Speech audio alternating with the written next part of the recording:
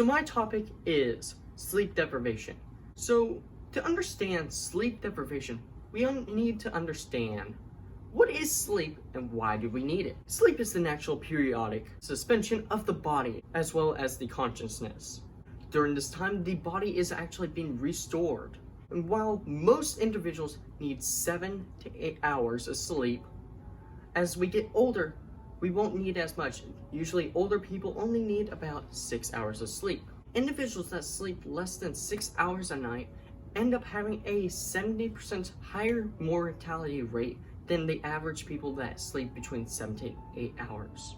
Our sleep is actually controlled by the hypothalamus. And within the hypothalamus is the suprachiasmatic nucleus, also known for short, the SCN. The SCN produces melatonin. And when there is an increase of melatonin, that makes us sleepier. However, when we take in light through our eyes, our melatonin will stop being produced. Instead, our pineal glands will stop producing melatonin to either one of two things: wake us up or get us awake. The respiration theory of sleep explains exactly why we need sleep and why our physical bodies need it. Sleep is also known to help strengthen our memories, especially in children when they are developing.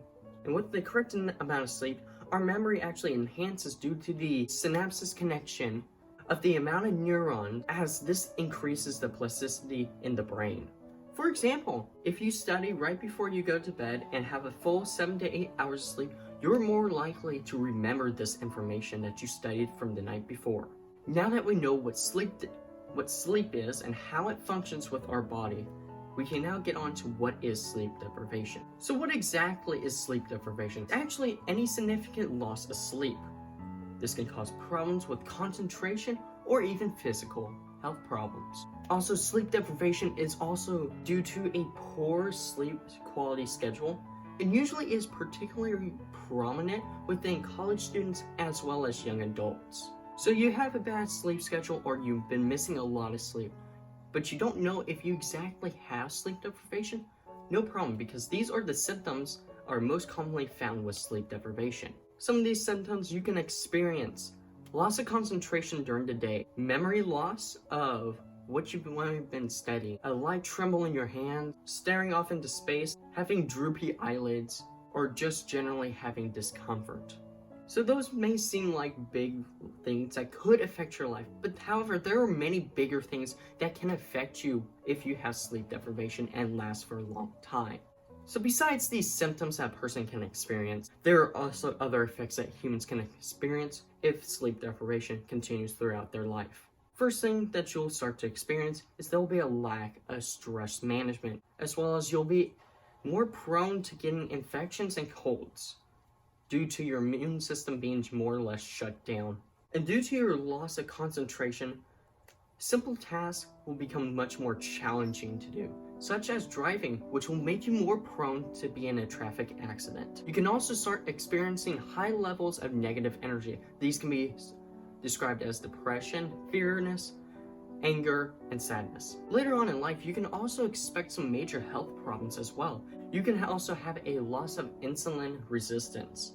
This can also cause type 2 diabetes, as well as lead you to be obese. Another possible effect that could happen is Alzheimer's. You now also have an increased risk of dying before age 65. So what are the treatments of sleep deprivation?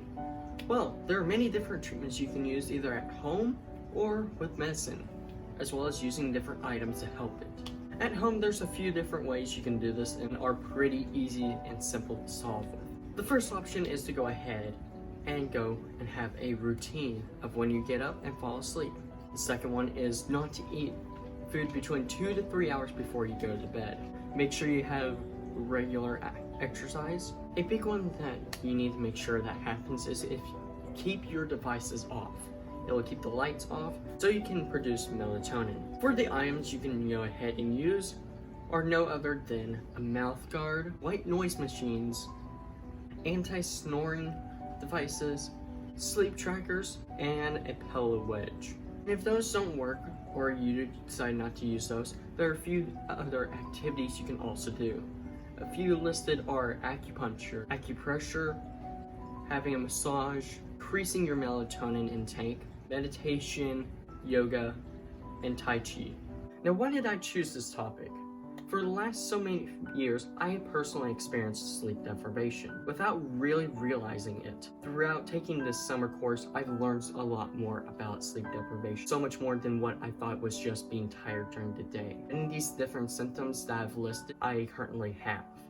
Over the brief learning I learned in chapter 4 got me more interested about this topic and wanting to learn so much more about it, and seeing if I can stop this before it becomes too late in my life. So as long as I make the right choices through the different treatments I've listed off, I can fix this within my life and not be sleep deprived. Hope you enjoyed the video.